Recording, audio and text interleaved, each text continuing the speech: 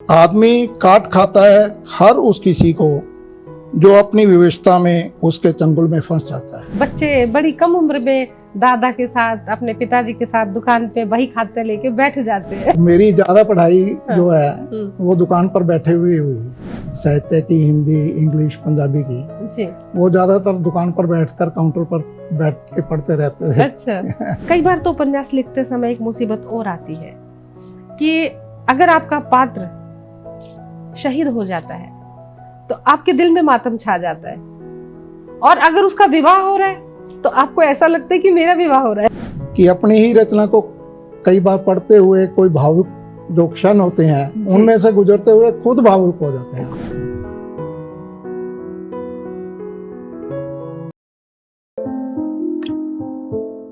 नमस्कार, प्रणाम, अभिनंदन, स्वागत। दोस्तों, मैं आपकी अपनी सखी यानी उर्मिल सखी हाजिर हूँ लेकर आपका पसंदीदा कार्यक्रम दस्तक दिल की बात कलम से। आपको भी रहता है इंतज़ार हर बार एक मुलाकात का, एक ऐसी मुलाकात का जिसमें एक साहित्यकार के एक ऐसे सफ़र की बात होती है, ऐसे साहित्यिक सफ़र पर जहाँ आसमान में अपनी उड़ान पर होते हैं हमारे साहित्यकार, यानी वक्त की दीवार पर करते हैं हस्ताक्षर। और इस कड़ी में एक ख़ास बात और होती है कि आम आदमी से ख़ास बनने तक का सफ़र होता है, बयानी होती है खुद लेखक की मुज़बानी। तो करते हैं मुलाकात इस कड़ी में आज उन साहित्यकार से जिनके बारे में मैं आपको बताना चाहती हूँ। उपन्यास लिखते हैं, लघु कथा लिखते हैं, राष्ट्रीय स्तर के, राज्य स्तरीय के हर अवार्ड उनकी झोली में है और अपनी ख़ास पहचान रखते हैं। और इसके अलावा संपादन भी किया है, संपादित पुस्तकें भी उनकी हैं, और ख़ुद जो है पत्र पत्रिकाओं में इनकी लघु कथाएँ हमेशा प्रकाशित होती रहती हैं। बहुत ही जाना पहचाना परिचित नाम है, चेहरा है। और लाजपत जी के बारे में मैं बात कर रही हूँ, आपसे मुलाकात करवाते हैं हमारे ख़ास मेहमान से, और उनका नाम है लाजपत राय गर्ग जी। तो करते हैं मुलाकात बगैर समय गवाए मुलाकात होगी तो बेहतर से बेहतर सुनने को भी मिलेगा। तो आइए करते हैं बात। लाजपत राय गर्ग जी, आपका स्वागत है। नमस्कार। दस्तक में दिल की बात कलम से कहने के लिए भी और दिल की बात दिल से कहने के लिए भी बहुत जस्ट टीवी आपका धन्यवाद स्वागत करता है जी। आप लघु कथा लिखते हैं, उपन्यास लिखते हैं, लेख, आलेख, संपादन पत्र पत्रिकाओं में आपके प्रकाशित होते रहते हैं। बड़े गर्व की बात है गर्ग साहब की आज आप हमारे साथ हैं। और जैसा कि आपको पता है हमारे कार्यक्रम का टाइटल है दस्तक दिल की बात कलम से, तो जाहिर सा हो जाता है, क्लियर हो जाता है कि दिल की बात कहनी है और कलम की बात भी कहनी है, दोनों का समावेश है इंटरव्यू में। और तो तैयार हो जाइए सवालों के जवाब देने के लिए। और जब हमारे दर्शक बाहर की कंट्रीज़ में, यूएसए, कनाडा और भी कई कंट्रीज़ में जब देखते हैं, हिंदुस्तान की सरजमी से एक लेखक की उड़ान को देखते हैं, उनसे साक्षात्कार देखते हैं, तो उनको ये जिज्ञासा हमेशा रहती है कि ये कहाँ से हैं, कहाँ इनका जन्म हुआ, कहाँ पे इन्होंने पढ़ाई करी, शिक्षा दीक्षा, क्या नौकरी रही।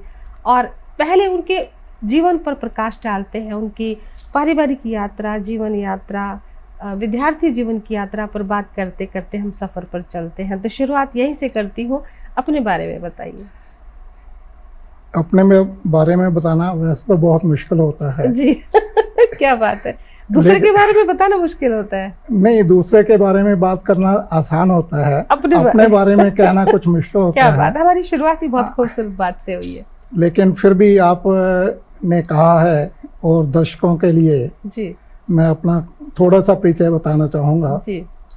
हरियाणा का बहुत ही पुराना शहर है सिरसा। पुराना शहर तो थे हो गया था, आपदा, प्राकृतिक आपदाओं की वजह से थे, आज भी वहाँ है, और उस पर आबादी हो गई थी लेकिन उसको हटा दिया गया है, अब उसको सुरक्षित स्थान के तौर पे रखा है। और जो प्रेजेंट सिरसा अब जिला है, उस शहर का निर्माण 1854 में जयपुर के पैटर्न पर हुआ था। अच्छा जी। जयपुर में जैसे हर गली और बाजार चौपड़ की शक्ल में है, सिरसा में भी उसी तरह हर गली और बाजार चौपड़ में की शक्ल में है। क्या बात है, नक्शा जो है। नक्शा। और दूसरी बात, 1854 से लेकर 1884 तक सिरसा डिस्ट्रिक्ट हेडक्वार्टर रहा जी। उसके बाद हिसार शिफ्ट हुआ था डिस्ट्रिक्ट हेडक्वार्टर। और वर्तमान सदी मतलब पिछली सदी में 1975 में दोबारा डिस्ट्रिक्ट का उसको दर्जा मिला जी। तो सिरसा में ही मेरा जन्म हुआ 1952 में। 1952 में। हाँ जी। मेरे पेरेंट्स, दादाजी, पिताजी और परिवार जी पार्टीशन के वक्त पाकिस्तान से यहाँ पे विस्थापित होकर हरियाणा में आए। उस वक्त पंजाब था, सिरसा में आकर सेटल हुए। तो पार्टीशन से कुछ 1.5-2 साल पहले ही हिंदूमल कोट जो राजस्थान के गंगानगर जिले में हमारे पाकिस्तान बॉर्डर का आखिरी कस्बा है, उससे 2.5-3 किलोमीटर दूर ही हमारा गांव था, जिसमें हमारे बुजुर्गों ने दुकान और मकान बहुत अच्छे बनाए हुए थे। आप इससे अंदाज़ा लगा सकते हो कि उनकी एवज में 1855 में हमें 2 मकान सिरसा में मिले थे मुआवजे के तौर पर, और जिनकी कीमत 4500 कुछ रुपए लगाई गई थी। अच्छा जी। और 5400 रुपये हमें नगद दिए गए थे जी। आप इससे अंदाजा लगा सकते हैं कि हमारा 46 से पहले मतलब 47 से पहले पाकिस्तान में क्या रहा हो, क्या आपकी जमीन थी, क्या आसमान था। लेकिन विस्थापन के बाद तो अभावों की जिंदगी और जो श्रम साध्य जिंदगी रही बुजुर्गों की, उन्हीं परिस्थितियों में से हमें भी अपना बचपन गुजारना पड़ा। मुझे याद है कि 4th क्लास के बाद, स्कूल के बाद दुकान पर ही पिताजी का साथ देना पड़ता था। पहले होता था। हाँ, और खासकर बनियों में खासतौर से बच्चे बड़ी कम उम्र में दादा के साथ, अपने पिताजी के साथ दुकान पे बही खाते लेके बैठ जाते हैं। बही खाता तो नहीं, लेकिन समय मतलब उनको देना पड़ता था। समय देना पड़ता, बच्चों को बिठाते थे बचपन से ही, उनको जो है ना मैथमेटिक्स उनका स्ट्रांग रहता था। और मेरी ज्यादा पढ़ाई जो है वो दुकान पर बैठे हुए हुई। जितना भी मतलब ज्यादा किताबें पढ़ी हैं साहित्य की, हिंदी, इंग्लिश, पंजाबी की जी, वो ज्यादातर दुकान पर बैठकर काउंटर पर बैठ के पढ़ते रहते थे। अच्छा क्या बात है। और फिर तो सिरसा में ही मेरी ग्रेजुएशन तक की पढ़ाई रही, क्योंकि उस वक्त ग्रेजुएशन लेवल का ही कॉलेज था। उसके बाद एमए करने के लिए चंडीगढ़ आए, पंजाब यूनिवर्सिटी में। वहाँ पे एमए की सुविधा नहीं थी? नहीं, उस वक्त नहीं थी। अच्छा, ये 73 की बात है। अच्छा जी। 73 तक पोस्ट ग्रेजुएशन वहाँ नहीं थी, अब तो है सब कुछ जी। तो उस वक्त चंडीगढ़ आए, पहले रेगुलर एमए इंग्लिश किया जी, और फिर जब कंपटीशन की तैयारी कर रहे थे उस दौरान एमए हिंदी भी कर लिया प्राइवेट तौर पे। क्या बात है। तो ये मेरी एकेडमिक उपलब्धि है जी। उन दिनों में थोड़ा बहुत लिखने का शौक था। फिर 78 में सर्विस में आए। 78 में तो उसके बाद सर्विस में क्या आपने क्या कहा? मैं आबकारी एवं कराधान आयुक्त अधिकारी के तौर पर आया था जी। हरियाणा में जी। और अतिरिक्त आबकारी एवं कराधान आयुक्त के तौर पर रिटायर हुआ। क्या बात, कमिश्नर 2010 पे जी, कमिश्नर के आप। कमिश्नर। तो सर्विस में आने के बाद वो लिखने का तो छूट गया लगभग जी, लेकिन पढ़ने का सिलसिला चलता रहा। वो बचपन की आदत थी, स्कूल को कॉलेज से कॉलेज की थी। बस रिटायरमेंट के बाद सबसे पहले सोचा कि अब कुछ समाज सेवा में लगे। रिटायर कब हुए आप, सेवानिवृत्त कब हुए? फरवरी 2010 में। 2010 में हुए, ओके। तो और पहली पुस्तक कब आई फिर आपकी? 2018 में। 2018 में। तो रिटायरमेंट के बाद और 2018 के बीच का जो दौर था, वो आप जो है आपने अपनी जमीन तैयार कर रहे थे लिखने की, मुझे लिखने की। उसमें मैं संपादन करता था। एक तो हमारे आश्रम की वार्षिक पत्रिका थी जी, वो 10-12 साल मैं निकालता रहा। संपादक रहे? हाँ, संपादन तो कहने की बात है। त्रैमासिक पत्रिका थी शायद? नहीं, एनुअल थी वो। एनुअल थी, अच्छा। और एक माता पिता गौधाम के नाम से ट्रस्ट है हमारा जी, बनूड़ से अंबाला रोड पे जी, तेपला गांव, खलौर गांव के पास है। मेन रोड पर ही है जी। उसका। मैं 2011 में भूमि पूजन हुआ था, तब से पैटर्न हूँ उसका जी। तो गौ सेवा थोड़ी बहुत जितना बन पाता है वो करते हैं जी। बहुत खूबसूरत। तो गर्ग साहब, जो आपके उपन्यास हैं, 5 उपन्यास आपके बड़े मकबूल हुए हैं, बहुत अच्छा लिखते हैं आप, और उपन्यास और लघु कथा के लिए आप साहित्य जगत का जाना माना नाम है। और अब हम बात करते हैं इन किताबों के बारे में। तो 2018 में आपने किताबें लिखने, उपन्यास लिखने शुरू किए। ना, ये छप चुका था 2018 में छप चुका था। तो दोस्तों, कौन दिलों की जाने, क्या खूबसूरत टाइटल है, बड़ा खूबसूरत शीर्षक है, कौन दिलों की जाने। ये तो गर्ग साहब ही जानते होंगे कि दिल में क्या चल रहा है। इस उपन्यास को पढ़ने के बाद ही इस दिल से गुजर सकता है पाठक। और ये 2018 में प्रकाशित हुई, और ये किताब आपकी जो है, ये उपन्यास पल जो यूं ही गुजरे, तो यूं गुजरे, ये कौन से सन में आई? ये 2019 में। 19 में। उस दौरान तो कोरोना चल रहा था, तो कुछ नहीं, इसका कोरोना प्रभाव बाद में शुरू हुआ है, उससे ये जून पहले- में आ गया था 2019 जी, 2019 में आ गया था। और पल जो यूं गुजरे, हाँ, तो बहुत ही खूबसूरत नाम है। साहित्य अकेडमी, हरियाणा साहित्य अकेडमी से श्रेष्ठ कृति का पुरस्कार। जी दोस्तों, ये जो पुस्तक है, इस पुस्तक को हरियाणा साहित्य अकेडमी से श्रेष्ठ रचना पुरस्कार से, श्रेष्ठ कृति पुरस्कार से जो है अवॉर्डेड है। बहुत ही गर्व की बात है हमारे लिए कि आज गर्ग साहब हमारे साथ हैं। इसका पंजाबी अनुवाद छप चुका है। क्या बात है, इस किताब का, उपन्यास का। जी। ये और जी, ये जो पल जो यूं गुजरे, ये अंग्रेजी में? नहीं, पंजाबी। हाँ, इसका पंजाबी में अनुवाद हुआ है। हिंदी उपन्यास है ये, और ये पंजाबी में अनुवाद हुआ है। पल जो यूं गुजरे, क्या बात है। ये चंडीगढ़ के आर्टिस्ट का ही वाटर कलर पेंटिंग, चंडीगढ़ के आर्टिस्ट का, सिकंदर। जी, उन्होंने इसका आवरण सज्जा करी है। क्या बात है। एक राइटर जब लिखता है तो उसके साथ कितने लोग जुड़ते हैं, प्रकाशक के तौर पर, पाठक के तौर पर, लेखक के साथ जुड़ते हैं, आवरण सज्जा वाले, और पाठक बहुत जुड़ता है। और ये पूर्णता की चाहत, ये 2021 में, ये पुस्तक जो है पूर्णता की चाहत, ये आई थी 2021 में। ये उपन्यास भी हमारे दर्शक देख लें, बेहद। इसमें मेरे सर्विस के अनुभव हैं। अच्छा जी। पूर्णता की चाहत, तो ये सेवानिवृत्ति के बाद आप जो है अपनी पूर्णता, संपूर्णता इसी में देख रहे हैं। जी। और ये उपन्यास है प्यार के इंद्रधनुष। ये कब आई थी? ये 2021 में ही आई है। जी, 2021 में ये उपन्यास आया है, प्यार के इंद्रधनुष। और इसमें क्या है? इसमें डिवाइन लव, जी, दैविक, आध्यात्मिक प्रेम, भगवान के प्रति या रिश्तों के प्रति? नहीं, पात्र तो हमारे दुनियावी हैं। अच्छा जी। लेकिन उनमें जो प्यार है जी, वो राधा कृष्ण का प्यार है, जैसे उस तरह का। क्या बात है, बहुत खूबसूरत। हम इस किताब को जरूर पढ़ेंगे, क्योंकि हम भी आध्यात्मिक मोड़ पर आ चुके हैं साक्षात्कार करते करते। और ये अनूठी पहल, बहुत खूबसूरत शीर्षक है किताब का। और ये कब लिखा? 2022 में आया है ये 2022 में। देखिए दोस्तों, किस तरह से निरंतरता बनी हुई है, एक के बाद एक उपन्यास। इसका जो केंद्र बिंदु है वो देहदान को, जी, देहदान, बॉडी डोनेट करते हैं, बॉडी डोनेशन का है, इस तरह से अपने। क्या बात है, क्या बात है।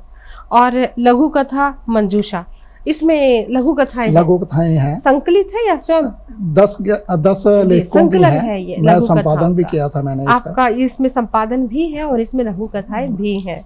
तो गर्ग साहब, हमने आपकी लगभग तमाम पुस्तकों पर बातें कर ली हैं, हमारे दर्शकों को किताब के आवरण, साज सज्जा सब दिखा दिए हैं।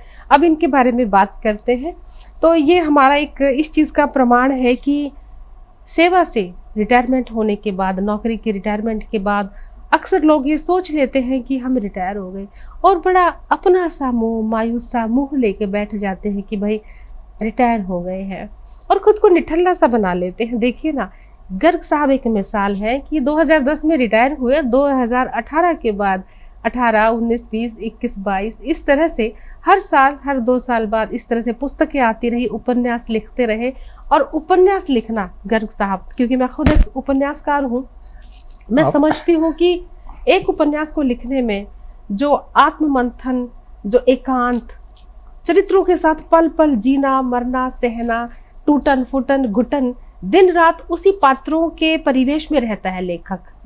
और इतनी पुस्तकें आना एक के बाद एक के बाद एक, ये बहुत मुश्किल काम है और आपने बड़ी आसानी से कैसे कर लिया? नहीं, आसानी से तो नहीं। नहीं, मैं इसे आसानी से मानती हूँ। लेकिन ये है कि इसमें कल्पना के साथ यथार्थ जीवन के अनुभव भी हैं।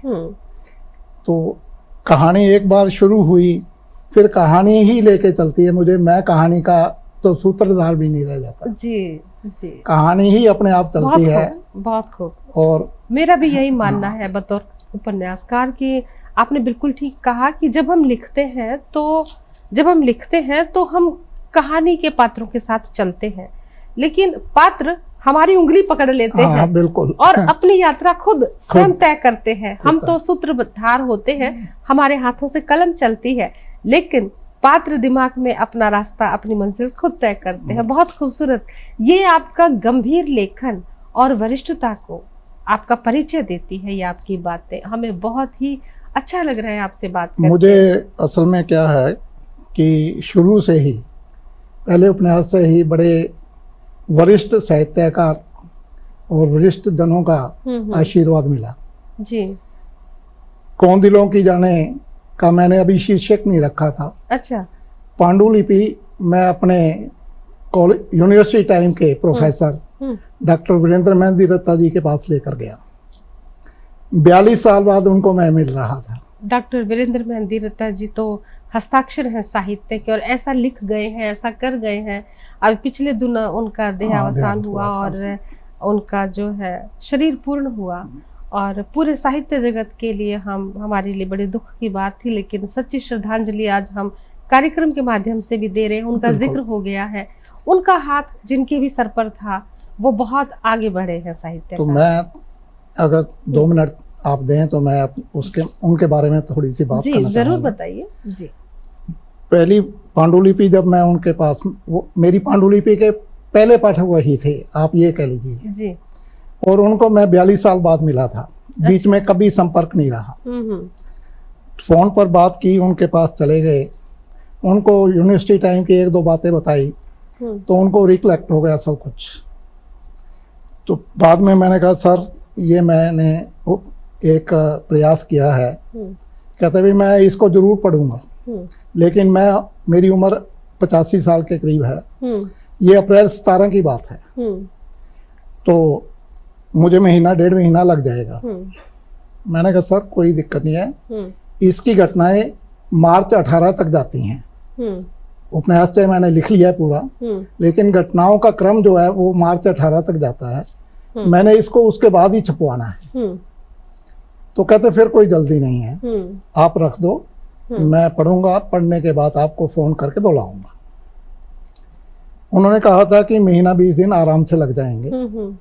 मेरे पास तीसरे दिन ही उनका फोन आ गया। कहते लाजपत अगर समय हो तो आ जाओ। अच्छा। और इत्तेफाक से उस दिन मेरी बेटी यूएस से आई हुई थी, उसकी डिलीवरी थी, उसके बेटा हुआ था, मैं हॉस्पिटल में था। मैंने कहा डॉक्टर साहब इस वक्त तो दोता हुआ है। कहते भाई इसकी बधाई आपको। मैंने कहा अब 2-3 दिन तो मैं आ नहीं पाऊंगा, उसके बाद फोन करके आता हूँ। तो जब फोन करके गया तो उन्होंने बहुत जगह अंडरलाइन किया हुआ था, साइड में नोट्स दिए हुए थे। अच्छा, पूरी तफ्तीश की है? हाँ, पूरे आधा घंटा मुझे समझाया। मेरा तो पहला प्रयास था। उन्होंने बहुत सी बातें कही और फिर कहते भी इसका शीर्षक आप ये रखो। एक पंजाबी का लिखा हुआ था उन्होंने अपने हाथ से पेंसिल से। अच्छा। दिल दरिया समुद्रों डूंगे कौन दिलां दी जाने। मैं कहा सर ये तो पंजाबी में। कहते कोई नहीं, इसको हिंदी कर लो, कौन दिलों की जाने।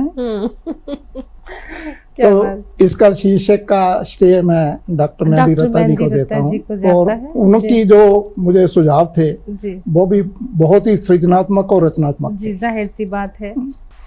गर्ग साहब ये बताइए कि आप लघु कथा लिखते हैं, तो ये लघु कथा लिखने की विचार आप कब आया कि लघु कथा लिखने? क्या उम्र थी आपकी, कब से आपके दिल में ये? पहली लघु कथा भी जो है अप्रैल 18 में लिखी थी। अच्छा जी।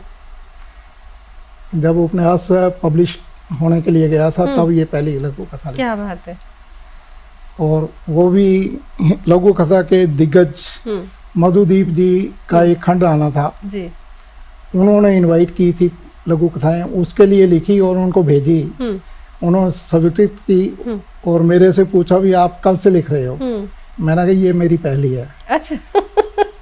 कहते भी फिर तो मुझे बहुत ही गर्व है और आपको बहुत बहुत बधाई। पहली रचना, पहली ही लघु कथा, और वो भी मैगजीन के लिए सिलेक्टेड हो गई, और पुस्तक निकाली पुस्तक के लिए, पुस्तक के लिए। क्या बात, संपादन के लिए चाहिए थी। हाँ, वो एक्चुअली लघु कथा के मधुदीप जी तो बहुत बड़े हस्ताक्षर हैं। जी जी। उन्होंने लघु कथाओं पर 33 खंड निकाले हैं। और जहाँ तक मुझे ख्याल है सिरसा वाले तो लघु कथा के एक्सपर्ट हैं।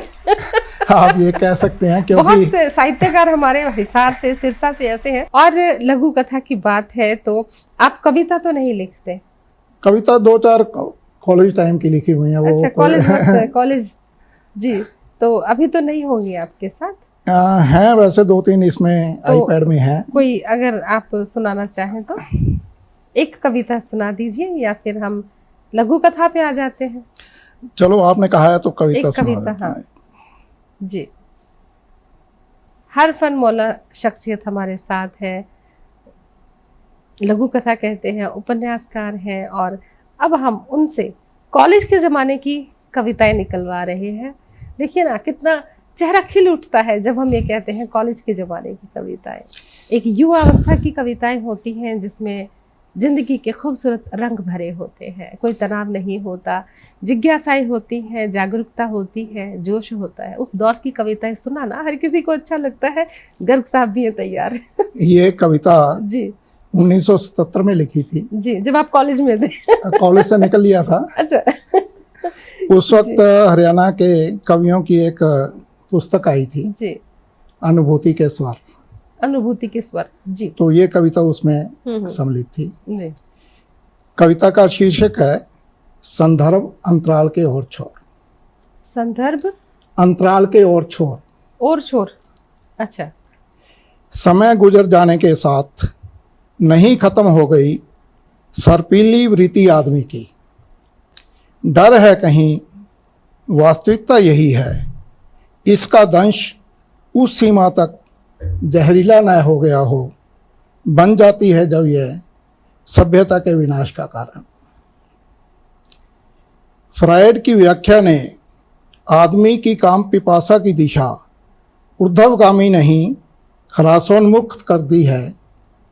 आदमी को कामांध पशु कहना उचित नहीं। पशु बेहतर है आदमी से। आदमी काट खाता है हर उस किसी को जो अपनी विवशता में उसके चंगुल में फंस जाता है। बहुत खूब। सदियों के अंतर यही डाला है कि काम पिपासु रावण के वंशज अपने पूर्वज के कृत्यों को भी नीचा दिखाने लगे हैं। जी। आस्था की प्रतीक देवी के समक्ष वह गिड़गिड़ाता ही रहा, हिम्मत न जुटा पाया अनचाहा करने की। उसकी असमर्थता थी या देवी का नैतिक बल। आज देवी का नैतिक बल नहीं रहा या आदमी समर्थ हो गया है मन चाहा करने को। क्या बात है, बिल्कुल। और वाकई यथार्थ है, व्यक्ति का यथार्थ है कि सचमुच इंसान ऐसा हो चुका है। और बात कविता के साथ साथ आप करते हैं आपके बारे में कि आपने लघु कथाएं लिखी हैं, तो पहली रचना आपने लिखी कि 18 के बाद लिखी, जैसा उपन्यास भी उसके बाद ही लिखा, लेकिन आप मुतासिर किनसे हैं? सही मायनों में तो मैं उपन्यास में ही ज़्यादा आनंद आता है लिखने में। जी, मतलब बहुत सारी विधाएं हैं, गीत, गजल, नज़्म, कविता, कहानी, तो पसंदीदा विधा आपकी उपन्यास? पढ़ने में भी और लिखने में भी उपन्यास मेरी पहली चॉइस है। और आपके लेखक जो आपको बहुत दिल से करीब हैं, आप उनके? लेखक तो हिंदी के जितने भी दिग्गज साहित्यकार हैं मोस्टली मैंने उनको पढ़ा है। जी। किनका उपन्यास ज्यादा प्रभावित करता है, अगर उपन्यासकार के तौर पे अगर हम बात करें तो? ऐसा प्रेमचंद के उपन्यास से एक अलग धरातल पर है, और शरत चंद्र के उपन्यास से एक अलग धरातल के हैं। जी। मैं ये कह सकता हूँ कि मेरा चौथा उपन्यास जी जो है उस पर शरत चंद्र का प्रभाव आपको मिलेगा। शरत चंद्र जी का, क्योंकि इस उपन्यास पर लिखने से पहले मैंने शरत चंद्र के समग्र साहित्य को पढ़ा। क्या बात है। 5 वॉल्यूम में है। वो पढ़ने के बाद कुछ उसका प्रभाव ऐसा था कि वो ये पढ़ते हुए पाठक को लगेगा कि हाँ, ये शैली कुछ ऐसी है। आप एक साहित्यकार हैं, एक प्रबुद्ध साहित्यकार हैं। देख रहे हैं समाज में, हमारे सामाजिक परिवेश में जो नवोदित साहित्यकार हैं, क्या यात्रा है, क्या दशा और दिशा है साहित्यकार की उपन्यास की विधा में? उपन्यास तो बहुत कम लिखे जा रहे हैं, जैसे आपको पता ही है जी। आपने शुरू में कहा भी जी। ज़्यादा कविताएं लिखी जा रही हैं, लघु कविताएं भी हैं, उसमें नया दौर है। समय को देखते हुए लोग कविताएं और लघु कथा का दौर है। हाँ बिल्कुल। और उपन्यास को पढ़ने के लिए जो तपस्या वाली विधा है तपस्या वाली, पढ़ने के लिए भी और लिखने के लिए भी बहुत तपस्या मांगती है। पात्रों के साथ रहना होता है पल प्रतिपल। और कई बार तो उपन्यास लिखते समय एक मुसीबत और आती है कि अगर आपका पात्र शहीद हो जाता है तो आपके दिल में मातम छा जाता है, और अगर उसका विवाह हो रहा है तो आपको ऐसा लगता है कि मेरा विवाह हो रहा है। इसके साथ मैं थोड़ी सी और बात कहना चाहूँगा कि अपनी ही रचना को कई बार पढ़ते हुए कोई भावुक जो क्षण होते हैं उनमें से गुजरते हुए खुद भावुक हो जाते हैं, और कुछ समय के लिए तो ये भी भूल जाते हैं कि नहीं मैं लेखक हूँ। ऐसा लगता है वो लगता ही नहीं कि ये मेरी रचना है। हाँ, वो पात्र हम खुद होते हैं। कभी हम लड़की बनते हैं, कभी लड़का, कभी पिता, कभी जो बात ये आप कह रहे हैं ना, तो वो उसको मैं आगे बढ़ाना चाहूंगा। हम अपने जीवन के अनुभव या विचार किसी स्त्री पात्र के माध्यम से या कभी पुरुष पात्र के माध्यम से ही व्यक्त करते हैं। बिल्कुल सही बात है। जब हम लिखते हैं तो स्त्री और पुरुष कहाँ रहते हैं? नहीं, वो तो हाँ, सिर्फ और सिर्फ हम लेखक हो जाते हैं, एक रचयिता हो जाते हैं, और इस तरह से हम सिलसिला बढ़ाते हैं। तो जो नवोदित लेखक है वो एक तो कम लिख रहा है। बिल्कुल सही कहा। पात्रों वाली बात जो है ना, इसमें मैं थोड़ा सा ऐड करना चाहूंगा। जी, पूरा ऐड करिए। आपका साक्षात्कार है। पल जो यूं गुजरे, हाँ? इसका जो पंजाबी अनुवाद किया है जलंधर के एक पत्रकार हैं रमेश शौकी जी, और वो इसके आशिक हैं। अच्छा। वो जब भी बात करते हैं तो मुझे इसके बारे में जरूर वो 10 मिनट जरूर लगाते हैं। पल जो यूं गुजरे, हाँ, उपन्यास। वो कहते हैं कि मेरे तकिए के नीचे ये उपन्यास रहता है। अच्छा जी। जब कभी मैं उदास होता हूँ, इसमें से कहीं से भी 5-7 पेज पढ़ लेता हूँ और मेरी उदासी दूर हो जाती है। क्या बात है, फिर तो हमें भी रखना पड़ेगा। जी, बहुत खूबसूरत तो है। और ये जो बातें हैं ना, अभी जो शिमला में हुआ ना जी, बरसात का कहर जी, प्राकृतिक आपदा जी, उसके बाद उन्होंने मुझे फोन किया जी, कहते भाई आपके जो जहानवी है उसकी नायिका जी, वो मशोबरा की रहने वाली है जी, वो ठीक ठाक है ना? उसको तो नहीं कहीं कोई। क्या बात है, क्या बात है जी। इस पर हम अभी और भी बात करेंगे। जैसे आपने कहा कि जो आपके अनुवाद किया था, और जो आपके एक पाठक है वो अपने तकिए के नीचे रखते हैं और आपसे क्या पूछते हैं? आप, हमारी बात हो रही थी। पूछते नहीं, वो बताते हैं। अच्छा। कि जब भी मैं उदास होता हूँ, अच्छा, इस उपन्यास को उठा लेता हूँ और कहीं से भी 5-4 पेज पढ़ता हूँ तो मेरी उदासी दूर हो जाती है। और ये पीछे प्राकृतिक आपदा आई शिमला में, हिमाचल में, तो वो कहने लगे, कहते भी आपकी जहानवी, मतलब पात्र, नायिका, पल जो यूं गुजरे की नायिका, कहते भी वो ठीक ठाक तो है। अच्छा। उसको तो नहीं बरसात ने कहीं इफेक्ट किया। क्या बात है। देखो, हमारे काल्पनिक पात्र होते हैं ना, काल्पनिक पात्रों को कितना सजीव कर देते हैं पाठक। उनको लगता है कि वो वाकई वास्तव में है, ऐसा जीवंत कर देते हैं चरित्रों को। ऐसे चरित्र हम घड़ते हैं, पात्रों को ऐसे हम रूप देते हैं, ऐसा जामा पहना देते हैं, रंग रूप सज्जा, उसका आवरण ऐसा बना देते हैं उसका वर्णन करके कि पाठक हर वक्त उनको अपने साथ पाता है। और ये आपके उपन्यास की खासियत है कि आपके उपन्यास पढ़ने के बाद जो पाठक है, पुस्तक को पढ़ने के बाद भी जो पात्र है उनके साथ रहता है काफी देर तक। मैडम जी, आप मेरे चौथे उपन्यास प्यार के इंद्रधनुष जी, प्यार के इंद्रधनुष, हाँ, इसकी समीक्षा जी श्री सुशील हसरत नरेलवी जी ने की है जी, जो दैनिक ट्रिब्यून में छपी थी। जी जी। तो आप उनसे ही पूछ लेना कि इसमें क्या कुछ कहा गया है। जी जी, जरूर पूछेंगे। और हसरत साहब समीक्षाएं करते हैं और निसंदेह इसका जिक्र भी हुआ था प्यार के इंद्रधनुष के बारे में। बहुत खूबसूरत उपन्यास है। और अब बात करते हैं कि उपन्यास में जब आप लिखते हैं तो ज़्यादातर आपके पात्रों का जो आसपास का वो माहौल है, यानी हमारा हम ये कह सकते हैं कि पात्रों को लिखते वक्त, उपन्यास को विस्तार देते वक्त विषय वस्तु क्या रहती है? विषय वस्तु अलग अलग हैं सभी में। जैसे कौन दिलों की जाने में बचपन का प्यार प्रौढ़ अवस्था में जाकर फलीभूत होता है।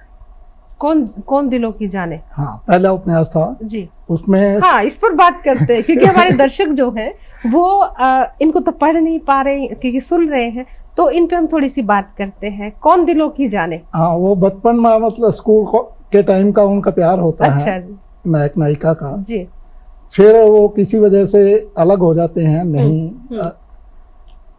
विवाह अलग अलग जगह हो जाते हैं, 40-45 साल बाद कहीं मिलते हैं तो पुरानी बातें याद आती हैं। फिर वो नायिका को लगता है कि मैंने तो अब तक जो जिंदगी गुजारी है वो मरुस्थल में ही गुजारी है। तो फिर वो अपने दाम्पत्य जीवन से संतुष्ट है सुविधाओं के हिसाब से और से, लेकिन जो बचपन का प्यार है वो दोबारा मिलता है तो वो चाहती है कि मुझे थोड़ा सा स्पेस मिले अपनी जिंदगी में, जो उसका पति उसको देने को तैयार नहीं होता।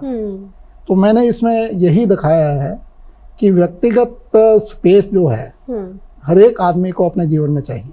क्या बात है, कौन दिलों की जाने, कौन दिलों की, और कोई जान ही नहीं सकता दिलों की बातें, क्योंकि दिलों की बातें वही जान सकते हैं जिनका दिलों से आपस में जुड़ाव होता है। बहुत से पाठकों ने मुझे फोन किया कि हम अपने आप को जुड़ा पाते हैं किसी न किसी पात्र के साथ। जी, बहुत खूबसूरत आपने बात कही। और ये जो पल जो यूं गुजरे, इसमें क्या कंटेंट ये है? युवा पीढ़ी का है। अच्छा, मतलब स्टूडेंट हैं स्नातकोत्तर कॉलेज के, यूनिवर्सिटी के, और वो अपना कैरियर बनाने के लिए कटिबद्ध हैं। कोचिंग के दौरान ही उनकी मुलाकात होती है। नायक और नायिका के आर्थिक जो स्तर हैं उनमें दिन रात का फर्क है। नायक अभावग्रस्त परिवार का एक सदस्य है, नायिका संपन्न परिवार की है जी। इसके बावजूद उनमें प्यार होता है, लेकिन वो प्यार जो है मर्यादा में रहता है।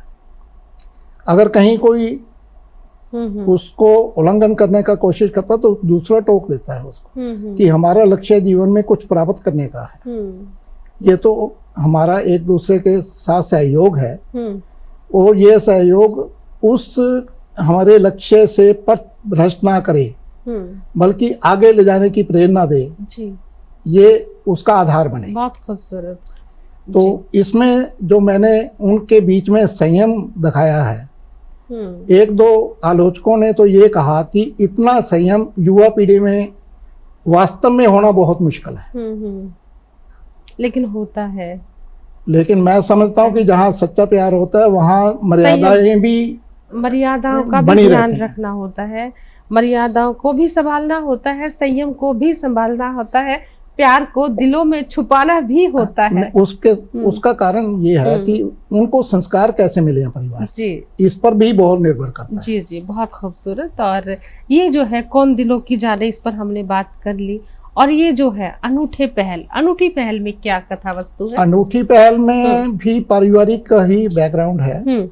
एक बिल्कुल पार्टीशन के बाद एक युवा बहुत कम उम्र में उसके दादा का मर्डर हो जाता है, तो वो परिवार को संभालता है, जबकि उसका अपने पढ़ने के टाइम होता है, लेकिन उसकी जिम्मेवारियां ऐसी होती हैं।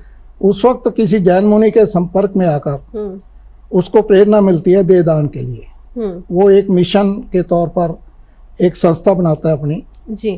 ये 1950-55 के पीरियड की कहानी है, वहां से शुरू होती है। बॉडी डोनेट करने का जो ख्याल था उसको तो उस वक्त मतलब ख्याल आया उसको, और वो प्रेरणा मिली जैन मुनि से एक प्रवचन के दौरान। जैन मुनि जी। बाद में उसको मरणोपरांत उसके परिवार को पद्मश्री भी मैंने दिलवाया है। अच्छा जी।